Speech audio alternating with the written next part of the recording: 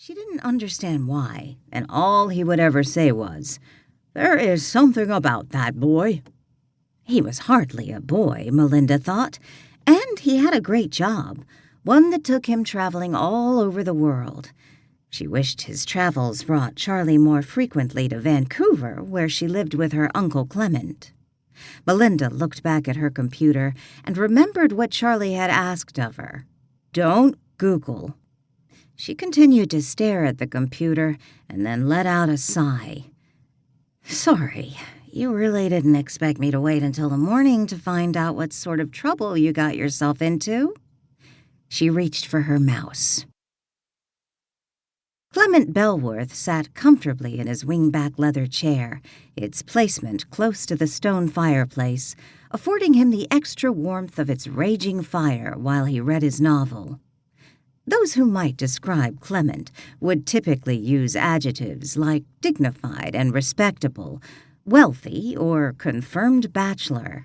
He had recently celebrated his 80th birthday. As he turned a page, the door opened and Melinda burst into his study. Clement had been her guardian since his brother and sister-in-law died in a car accident. Melinda had been 6 when her parents died. It had been 20 years since she had moved into his home. "What's wrong?" Clement asked, after noticing her troubled expression. He closed his book and set it on the end table. "I think I'm in trouble," Melinda blurted. "What's wrong?" Hesitantly, Melinda approached her uncle. "Remember Charlie Kramer?" She took a seat on the empty chair next to her uncle. Clement groaned. "The man is too old for you, and he's a traveling salesman." "And he's a murderer," Melinda blurted. Clement stared blankly at Melinda. "What?" In rushed words, she told Clement about Charlie's phone call, and then said, "I Googled it." "Of course you did. Who did he murder?" "According to the articles I found, Charlie was arrested for 2 murders. The first was his old business partner.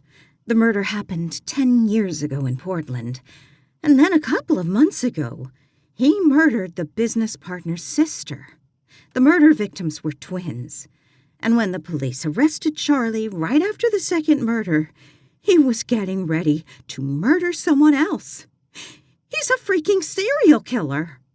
Clement's eyes widened at his niece's tone. "I take it you don't believe he's innocent." "No. I read the articles. No wonder he didn't want me to Google it. He is guilty, Uncle Clement, and I promised to take him money tomorrow.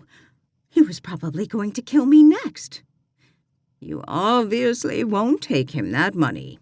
"Of course not. But what do I do? If I don't show up, he'll be mad. He knows where I live. He might come here and kill us both." Clement reached over and took his niece's hand. "Calm down. He won't come here. Not if he's in jail." "What are you going to do?" "The only thing we can do." Clement gave his niece's hand a little squeeze. Miles away in Frederickport, Oregon, Laura Miller stood alone in the rain. She cursed herself for not buying an umbrella before traveling to Oregon. She didn't understand what the deal was with these Oregonians who prided themselves on braving the elements without an umbrella. Did they like to get wet? It wasn't as if Danielle or her sister had grown up in Oregon, but they sure acted like it now. Neither one owned an umbrella. Fortunately, she wore a hooded rain jacket. It hadn't been raining when Laura left Marlow House. The rain had started not long after turning down the cul-de-sac. Her plan had been to walk to the end of the cul-de-sac and then head back to Marlow House before nightfall and in time for dinner. Ahead was a house with a large covered porch. She had driven down this street with Kelly several days earlier when looking for a house. This one specifically. From what Adam Nichols had told Kelly, the house had been owned by an elderly man who passed away several years earlier and left the property to his nephew, who lived in London.